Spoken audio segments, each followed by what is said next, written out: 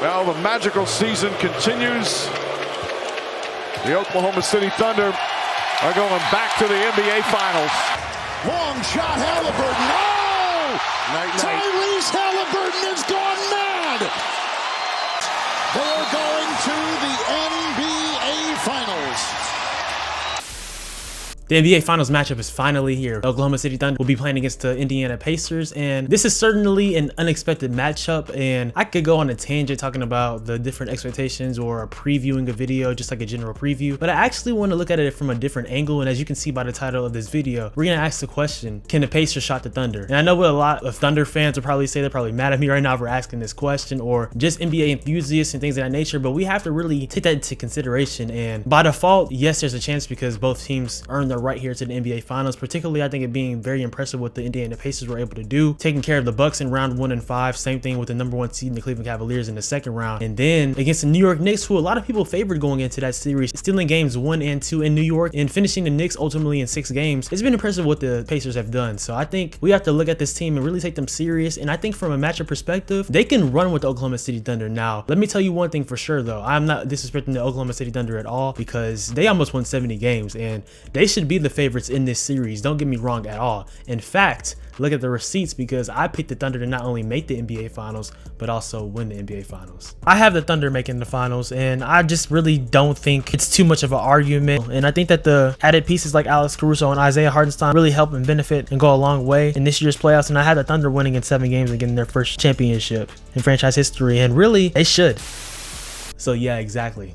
And I kind of stand on that, but I'm asking this question because we've seen crazier things happen. Remember, the Indiana Pacers head coach, Rick Carlisle, the last time he was in the NBA Finals as a Dallas Mavericks head coach, what happened in 2011? They upsetted the Big Three Miami Heat back then, so anything is definitely possible as we know that. But I will say though, for the Thunder though, SGA, we know the type of incredible season that he's had, probably one of the best seasons that we've seen in a while. I mean, look at the resume from this season. Obviously won the regular season NBA MVP this year, Western Conference Finals MVP, the Magic Johnson Award, first team All-NBA again this year. He's just been going crazy. In Oklahoma City Thunder, they aren't necessarily a super team how we're accustomed to seeing it, but they have a young team with so many assets going into the future and right now, and they have all 15 players on their roster returning next year as well too. So it's safe to say that this team is going nowhere. Shai Gilgeous-Alexander has been phenomenal this postseason. Same with Jalen Williams. He stepped up in the secondary role for last year's play, and Chet Holmgren being your third option. The Thunder, they are in a great position to finally get, in my opinion, I'm gonna say, their first championship in franchise history. I know they have the rights of the history to the Seattle Supersonics, but let's be real, that's just totally different in my opinion. But these finals are going to be really good, but we have to talk about it because the Pacers, like I said, from a matchup perspective, they can match up with the Thunder from a fast break standpoint. We know the Thunder, they have lockdown defense, and like Anthony Edwards said, they're on a string defensively. They on one string. Yeah, they were like on one string defensively. They 100% are. So even if they aren't making shots, they're going to make sure that they get extra possessions and lock down on defense. And that's another thing though, in terms of extra possessions, the Pacers pride themselves on getting that as well too. They might not necessarily have the best defense in the league, but they definitely amped it up in this postseason, and they were able to make things difficult for Jalen Brunson throughout the series in the Eastern Conference Final. And I know it's definitely different comparing Jalen Brunson to Shai Gilgeous-Alexander, but you can look at some of those things and maybe see what type of things they might try to tap into. But Rick Carlisle, he is an innovative offensive mind and just a coach in general, so I'm intrigued to see his adjustments from that standpoint to this series. And same thing for Mark Daigneault, the Thunder head coach, and I probably said his last name wrong, but it's all good because what he's done with this young roster has been really impressive. And I know the players in basketball, they dominate a lot of the conversation, but coaching in the NBA matters too as well. So I'm looking forward to this NBA Finals for sure. And before I just get further into this video, I think we for sure should not count out the Pacers so heavily. I mean, I'm not gonna lie, I'll get into my prediction later, but even with that though, I wouldn't be surprised if things go differently. So like I said, the Pacers definitely have a shot in this series. The Thunder, they should be favored, but it's gonna be really good, and I'm looking forward to this NBA Finals, and hopefully it's a really good one because let's be honest, the past few NBA Finals have been pretty Shite! So yeah. But yeah guys, with that being said though, before we get further into this NBA Finals preview slash really at a different angle talking about if the Pacers can shot the Thunder, make sure you hit the like button, subscribe, and turn on post notifications. You know we post about here videos about the NBA, NFL, Marvel, DC, pop culture. With that being said, let's talk about these NBA Finals.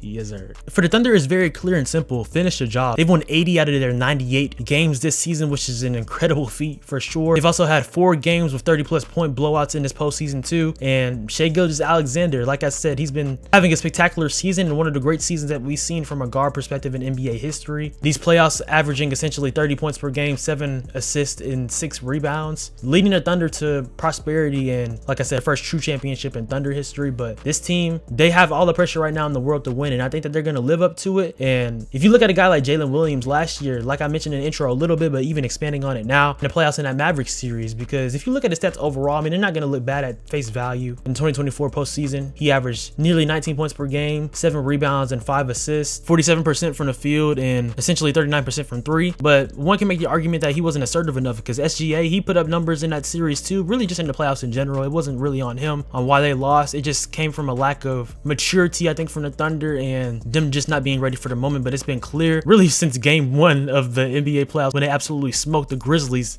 in the first round. They were on 10 this year and they're ready to get the job done. So I think they for sure should be favored. Having 8 days of rest as well too after beating the Timberwolves in 5 games, that's going to work to their favor as well. But I talk about it from the Pacers standpoint, man. We got to talk about guys like not only Tyrese Halliburton, but also Pascal Siakam, who has been absolutely incredible in these playoffs. And we have to talk about it even more because this guy is one of the most underrated players in the league. He was an all-star this year, yes, but people don't talk about him in terms of being one of the best power forwards like that too much. And I think that's a crime, and honestly, because ever since he's won the most improved player in the 2019 season, when he was a huge part of that Toronto Raptors team that won the NBA Finals, their first in franchise history, he's been a really good player. And besides injuries this time, he's always been consistent. And he won the Eastern Conference Finals MVP, the Larry Bird Award, rightfully so, in that Knicks series for a reason. You look at Pascal Siakam's stats in the postseason, he's averaged 21 points per game, 6 rebounds and 3 assists. Really good efficiency as well though, shooting 46% from 3 and also 54% from the field. He's been balling, man. And if you look at those games that he had against the Knicks, game 1 having 31 points, game 3 30 points, in game 5 even though they lost he had 39 points. He's shown up at a high level for this team, and we all know Tyrese Halliburton, and I think that we should certainly give Tyrese his flowers, especially in this postseason, but just in general after some of his peers voted him as the most overrated player in the NBA. I mean, that's a lot of glazing, I'm not gonna lie. And I mean glazing in like they're meat munching essentially. Like, bro, I hate when people do those anonymous polls and just stand behind screens and don't stand on business saying who they are. But he's been really efficient in these playoffs, and I know that his numbers aren't gonna necessarily be like SGA's. He's averaging nearly 30 points per game and things of that nature, but how Tyrese Halliburton plays, he is the definition of a floor general and a great distributor and a facilitator. He's averaging 19 points per game, 10 assists and 6 rebounds in his postseason. If you look at the series against the Knicks too, I definitely see why he expected to win the Eastern Conference Finals MVP, because I know we all saw that he had that little Drewski moment when he was expecting the trophy but didn't get it. But just look at it, he was second in points among the Pacers in the Eastern Conference Finals, besides that because obviously Pascal Siakam averaged the most, but in every other category he led. He was first in rebounds as a guard, first in assists expectedly because like I said, he is a definition of a facilitator and floor general, first in steals and tied with first in threes as well. So I definitely see that argument, and I think that he's going to have an even bigger chip on his shoulder in these NBA Finals, and it's going to be a lot. It's going to be definitely a lot for him to go against this Oklahoma City defense, because if you look at the defenders that the Thunder have, I mean, where do I start? Lou Dort. I mean, he's literally built like a football player, like a linebacker for sure in the trenches, and you cannot make them switch screens as well too with Oklahoma City Thunder. They fight over screens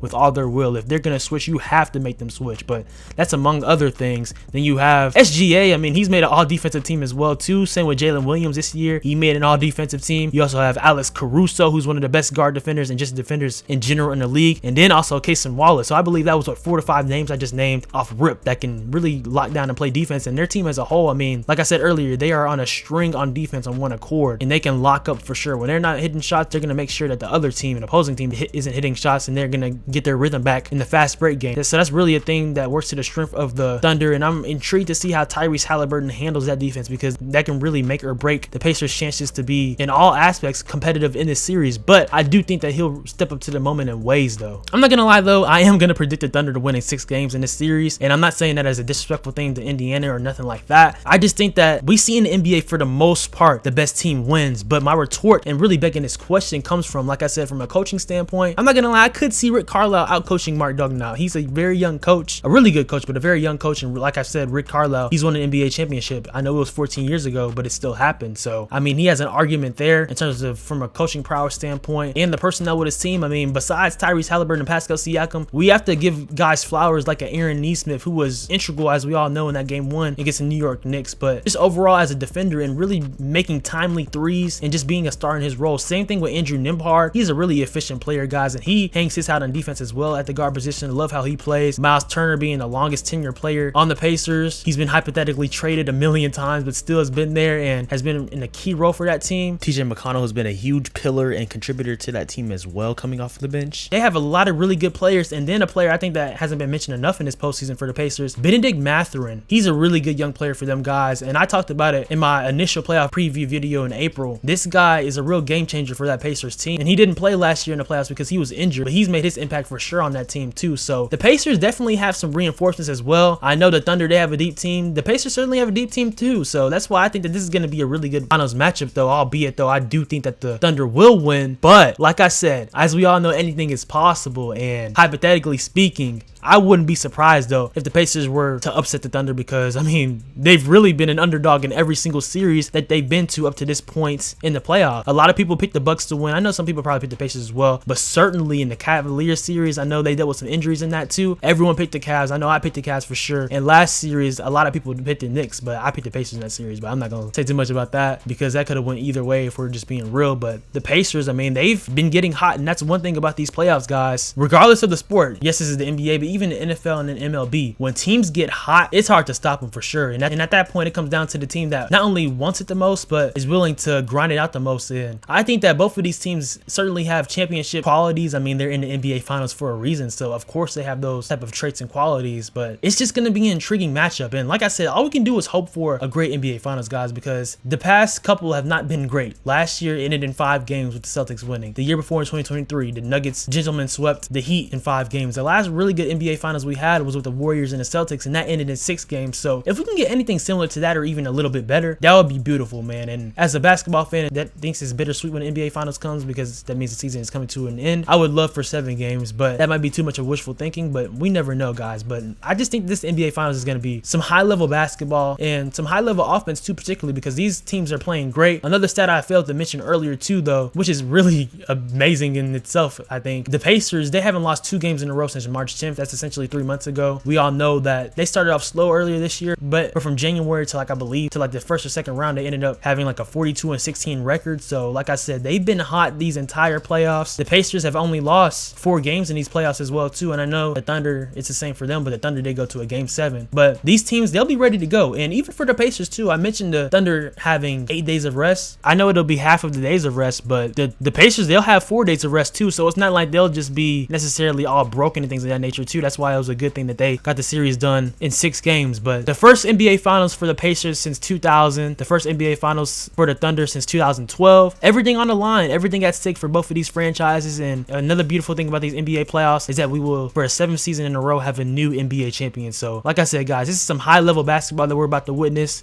I'm looking forward to it. This is why we love the NBA. This is why we love basketball, and these NBA Finals are going to be really good. So if I'm going to answer the question to this video, I'm going to say yes, the Pacers can shot the Thunder, but will they? I do not think so. But if it happens, just know I said it was possible. But I'm not going to pick it to happen. I'm going to pick the Thunder in 6. I'm going to continue to stand on my pick that I picked from the beginning of the postseason before the playoffs started, saying that the Thunder are going to win in the NBA Finals. They've been the best team this season. They've been one of, I believe, 6 or 7 teams to win 68 games in NBA history, and I think they're going to finish that up with an NBA Finals. I don't think they'll join the Golden State Warriors in winning that many amount of games and failing to capture an NBA title in the same season. So I think the Thunder are going to win in 6. That's no disrespect to the Pacers because they have had a sensational season, and really you can make the argument it's just the beginning for the Pacers, although the Eastern Conference, it'll only get more competitive. But hey, you never know, because like I said, this is the 2nd year in a row that they made the conference finals, so they could be here for a while. Tyrese Halliburton is only 25 years old. Pascal Siakam is still in his prime. So a lot of great basketball in store for the Pacers beyond this year as well too, but certainly for the Oklahoma City Thunder as well, and I think that they'll win these 2025 NBA Finals. Everyone is bringing up the fact about, Paul George playing for these teams. Obviously, he used to be on the Pacers, his first team then being traded to the Thunder, and really being centered around the 2 teams that Paul George played for. He helped shape this year's NBA Finals. I'm not buying into that media narrative, and I barely want to talk about that. I barely wanted to record this part, but yeah, I mean, it's an interesting fact for sure, but I think it just takes away from the greatness that both of these teams have had in terms of 2 small market teams in Indiana, which, don't get me wrong, it's definitely a state that loves their basketball, and also Oklahoma, who is not at all the free agent attraction market But both of those franchises, being from small markets, they made the NBA Finals, and that's just a testament to their team building, from Sam Presti being the innovative and great GM that he is, and also the Indiana Pacers front office as well too. Have they been able to maneuver trades and make deals as well in his nature, acquiring Tyrese Halliburton and Pascal Siakam last year. Shoot, the same thing goes for the Oklahoma City Thunder when they traded for SGA in 2019. They definitely didn't expect him to turn out anything like he has, being one of the top 3 to 5 players in the league and being an MVP candidate. But it worked out, and just how both of these teams built their teams in Oklahoma City and in Indiana, they did it the right way. Not necessarily creating super teams, but creating super contenders. So yeah, guys, y'all let me know in the comments down below who y'all have winning the NBA Finals, how you think it's going to go. Like I said, I think the Thunder are probably going to win this series in 6 games, but I think it'll be an ultra competitive series in terms of an offensive standpoint. And like I said, the Thunder, they have a lockdown defense, the best defense in the playoffs in the NBA. But I think the Pacers, they're for sure going to give them a run for their money. So I think that we're looking forward to, and hopefully prayerfully so, that it's going to be a really good NBA Finals, because we need it. We won't be back watching basketball until October, and that's a long time. So God, please let this be a great NBA Finals. But not seriously, guys, I think that we're in store for a really good finish to this 2024-25 NBA season. But yeah, guys, with that being said, make sure you hit the like button and subscribe and turn on post notifications. Follow me on Instagram and Twitter at SwaggyRuss, TikTok at SwaggyRuss02, all types of content, things of that nature, shorts, all stuff like that. If y'all want to talk to me about hoops or just life in general, anything, NFL, NBA, all things like that, just hit me up for sure. I'm always down to respond and talk to y'all, man. I appreciate the support always. Remember that you are here for a purpose. God loves you. Jesus created you. Jesus died for you. You have so many great things in store for your life. Remember that you matter. Everyone in your life matters. And yeah, y'all have a good one. Y'all keep being blessed, and stay tuned for more videos. Yes, sir.